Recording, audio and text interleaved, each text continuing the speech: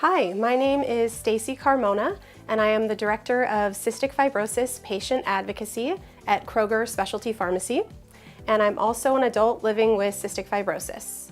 And today I want to talk to you about going away to college and managing cystic fibrosis while you're away at school. So first I want to tell you a little bit about my story with CF. So I was diagnosed with cystic fibrosis at birth, and I had a lot of GI issues growing up and a lot of sinus problems. And by the time I was 18 years old, I had endured 10 sinus surgeries and 2 stomach surgeries. But I was so grateful to be growing into adulthood with cystic fibrosis and to be proving the doctors wrong. And today I'm so happy to say that I'm living 12 years past my life expectancy. And I've gotten to do some amazing things during my life. I went away to college for 4 years at UC Santa Barbara. I studied abroad, I've traveled the world, and about a year and a half ago I got married to the love of my life. So I'm very lucky and grateful to be able to use my experiences with cystic fibrosis to help people like you who are going through some of the most exciting times of your life. When I was in high school, I was actually very private about having cystic fibrosis. I never wanted anyone to know, and I really went to great lengths to hide CF from other people. And when I went away to college, for whatever reason, that kind of faded away, and I felt more comfortable sharing my story with my friends at school and my professors, and that really ended up being such an amazing experience for me. It was very freeing, and it really made my life easier. It allowed me to take better care of myself in school and to be more successful. So I certainly recommend, if you're comfortable sharing your story away at school and trying not to let CF limit you in any way from accomplishing the things that you want to do away at school. I went to UC Santa Barbara and I was there for 4 wonderful years. And my freshman year, I lived in the dorms and I had a single room, which was very helpful for me dealing with my medical equipment and my treatments and times when I maybe was sick or didn't feel as well. It was really nice to have privacy and to have the room to sterilize my equipment and to do the things that I needed to do without having to worry about a roommate. And I also always told my professors about cystic fibrosis at the beginning of each quarter so that they were familiar and they knew that if something came up, they knew I had cystic fibrosis and they would work with me to help give me the time I needed to make whatever it was up. But one thing I will share with you is that I did not always prioritize my health when I went away to school. And I certainly understand how that feels to be so excited you're away from your family and you're experiencing all these new things and you just want to fit in and feel like your peers. And I definitely went through that when I went away to college, and I didn't always take the best care of myself that I should have my first year of school, and I really did learn the hard way that that was not the best way to go. And I ended up being hospitalized with pneumonia, and I had to take a semester off of school, and it was really hard for me to be away from my friends and to have to be in the hospital and then on IV antibiotics, and it took me a long time to regain my health. And luckily I was able to get back to where I was before and get my lung function back up, but it was a long road to recovery and it really did set me behind in school. So I had to work that much harder to get caught up and to take extra classes and take summer school because it was really important to me to graduate on time with my friends. But I am happy to say that I worked really hard to take care of my health after that, and I worked really hard in school, and I was able to graduate on time and with honors. All right, so let's get started. I want to give you some tips and tricks for things to do before you go away to college. So first and foremost, I would say it's important to get registered with the disabilities office because they can help you with accommodations at school if you need any. For example, for me, I was able to get a note taker for my classes so that if I missed class for any reason, I was able to get the notes really easily. And the disabilities office also helped me to get a single room my freshman year in the dorms. And so that was something that was very, very helpful for me as well. And the disabilities office helped me to be able to bring my car with to school freshman year. When none of the other freshmen were really allowed to have their car there, I was able to, which was really nice for me to be able to get to doctor's appointments and go where I needed to go to take care of my health. So that's something I certainly recommend checking out at your future university, or if you're already there, go and find the disabilities office on campus and talk to them about some of the accommodations that they can help you with. And another thing that I found very valuable is scholarships. So you may or may not know there are a lot of scholarships that are available for people with cystic fibrosis, and you can actually go on our website and see a list of scholarships that are available to you.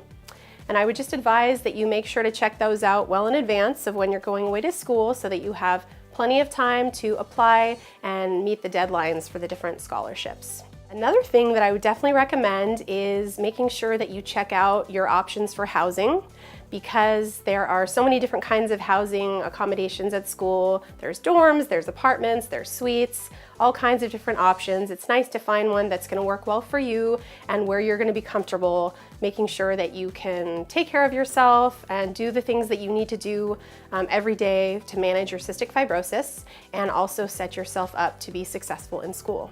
It's very important before you go away to school to find a local CFCare center so that you have a team that can help follow you throughout your college experience and make sure that you are staying healthy and going to your clinic visits.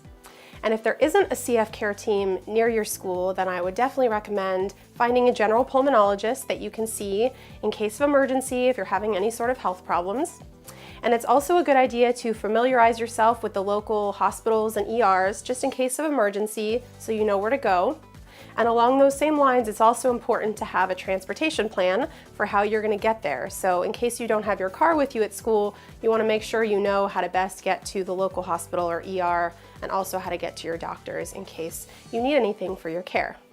And lastly, I would also recommend having a plan for your medication refills. So figure out if you want them sent to you at school, if you want your medications sent to your parents at home, and you work out a system to get them from your parents. But however you choose to do it, just have a plan before you go away to school so that you can make sure you always have all your medications, you always have doctors that are nearby in case you need any help. Another thing that I would definitely recommend before you go to school is looking into your schedule. You have this amazing opportunity in college to set your own class schedule, to find a schedule that works best for you and allows you to still do everything that you need to do to take care of yourself. So I can tell you, for me in college, I made sure to not schedule any classes early in the morning so that I allowed myself enough time to take my treatments every morning and to get plenty of sleep. And I also didn't schedule any classes too late into the evening so that I had that same opportunity to take my treatments at night and do everything that I needed to do for my care routine before I went to sleep. And you also want to make sure maybe to take a lighter class load if possible, so that you don't stress yourself out too much and have too much on your plate and not have enough time to take care of yourself. So I know for me, I usually took the minimum number of units each quarter in school so that I still had plenty of time to get exercise and take my treatments every day and just do all the things that I needed to do to take care of my health, in addition to being able to be successful in school and to get good grades. All right, so now you're at school. Congratulations. Here are some things that you can do while you're at school to make sure that you are set up for success with cystic fibrosis. So first and foremost, your living situation. If you are in the dorms, there are a few recommendations I would make to keep yourself healthy, because obviously communal living like that, there's a lot of germs, and you want to make sure to have your own space to clean your equipment and to take care of yourself. So you want to make sure you find some sort of a sterilization method that works for you. I don't know if you're going to have access to a microwave. There's microwave steam sterilizers, or if you have access to a stove and you can boil water to sterilize your pieces, or even a dishwasher and you could put your pieces on the top rack to clean, or if you need to get one of those plug-in baby bottle sterilizers, and they actually have ones that steam and dry your pieces, and so that's also a nice convenient way to clean your pieces. But bottom line is just find a method that works for you, that you're going to be able to do in your living situation, and that you can do consistently, so that you make sure that you're always using clean nebulizers. Treatment time obviously takes hours every day, so it is just a real part of every day for hours every day. So it is just, why not have your friends share in that time? I know for me, that was usually kind of the highlight of my day, because all my friends would come into my room and I had a dish chair and a TV, and we'd watch movies and watch TV and have fun and play games while I was taking my treatments, and it was kind of a bonding time for everyone to hang out together, and it also helped me to stay motivated to take my treatments every day, and I didn't feel like I was missing out on something when I was in my room taking treatments because my friends were there with me, supporting me. So that was a really nice thing for me in college. And if you can make it fun and keep your room full of entertainment, then people will want to come in and hang out with you while you're taking your treatments too. So I talked to you a little bit about the importance of sharing cystic fibrosis with your peers, but it's also really important to share cystic fibrosis with your professors so that they're aware and you don't get penalized if you're sick or you have absences from class or you need a little bit of extra time to make up an assignment. So for me in school, I always shared at the beginning of each quarter, I would talk to each of my professors, I would tell them that I had cystic fibrosis, I would explain a little bit about what that meant and what kinds of accommodations I could potentially need. And then if something did come up throughout the quarter, when I let my professor know, they were a lot more understanding about giving me extra time. I would definitely recommend sharing this at the beginning of the semester or the quarter instead of when something happens, because I think they're less likely to be accommodating if they weren't aware of your situation previously.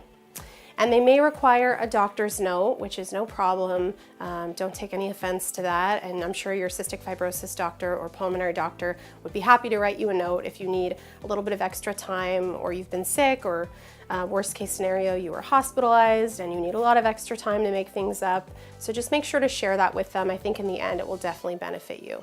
And another thing to be aware of in school is transportation.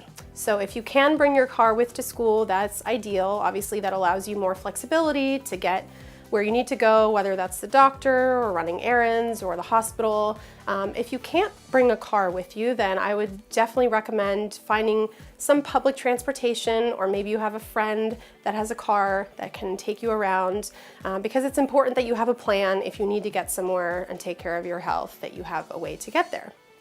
And lastly, I also think it's important to have some sort of a transportation plan just for getting to class. I know for me in school, there were definitely times where I was really sick, and even just the long walk or bike ride to class was hard for me physically. So it was nice to have other options. I could drive to class, I could take a bus. Some campuses have shuttles, they have other means of transportation to get you across campus to your class. So it's nice to just be aware of those options so that in case you need it, it is there for you. Another thing that I certainly recommend when you're in school is trying to keep your weight on, keep up your high-calorie meals and snacks. If you have an option to have a mini fridge or a microwave in your dorm room or in your apartment, it's nice to have that so you can keep lots of snacks with you and high-fat foods and things to eat whenever you're hungry. Even if you have a meal plan on campus, it's nice to also have some additional food in your room and to have snacks that you can take with you to class so that you're making sure to keep your weight on. For those of us with CF, it's nice we don't have to worry about the freshman 15 because that's not a problem for us. So definitely don't worry about that and just enjoy and eat as much as you can to make sure to keep your weight up. And along those same lines, exercise is also so important for those of us with cystic fibrosis. And a lot of times we're really active in high school, we're playing sports, and then we go away to college and we're not as active and we're not really doing as many things to get exercise. So for me in school, I really made it a point to go to the campus gym, to work out, to get involved with activities with my friends, to play intramural sports, things like that, to just stay active, stay healthy, stay exercising, because we know that with cystic fibrosis, that is such an important part of our care. I have always been a firm believer that just because you have cystic fibrosis doesn't mean that that should limit your dreams. And I really hope that this video encourages you to go away to college and to get to have that experience if that's something you want and you feel like you're healthy enough to do so. But at the end of the day, if you don't have your health and if you don't feel well, then I feel like nothing else really matters. So the most important thing that I can tell you today about going away to college with cystic fibrosis is to make your health a priority. Of course, there's always going to be so much temptation in college and you're going to want to have fun and do things like your friends, but please try to remember that at the end of the day, you need to do the things that you need to do to take care of your cystic fibrosis so that you can feel well and be healthy and live as long as possible. So that is certainly the most important advice that I can give you about going away to college. I learned the hard way how important it was to take care of myself in college, and I hope that you have an easier journey to figuring that out when you go away to college. But you know what? It does happen. It happened to me, and it could happen to you. If you do fall off the wagon or have a health issue when you're away at school, that's okay. Try to be patient with yourself and go easy on yourself. And just remember that you should have open communication with your doctors. If something does come up, if you're not feeling well, if you feel like you're having an exacerbation, or you might need to go on IV antibiotics, that's okay. Just talk to your doctors and have them help you figure out a plan of what to do. And I think it's also really important to have an open line of communication with your family and your friends, or whoever your support system is, and to be able to be honest and tell them what's going on. I know that for me in school, that was really important. When I knew that I was really sick and I needed some help, I was able to tell my parents that. They were able to drive up to school and pick me up and take me to the doctor, and they were with me by my side every step of the way in my recovery from that really difficult bout of pneumonia and bronchitis when I was in college. So if you can have that kind of support to walk you through the process, that is very, very helpful. So don't be ashamed, don't be hard on yourself if you do get sick. Just remember that it does happen. Those of us with CF get sick from time to time, and that's not our fault, and that's okay. Just make sure that you have a plan in place to get better quickly so that you can go back to having fun in school and being successful and having the best life possible with cystic fibrosis. Thank you so much for listening to me today. I hope that you were able to get some helpful hints for going away to school with cystic fibrosis. And feel free to contact me if you have any questions. I'm always available to help you. For more information, you can visit our website at CFLifeCare.com.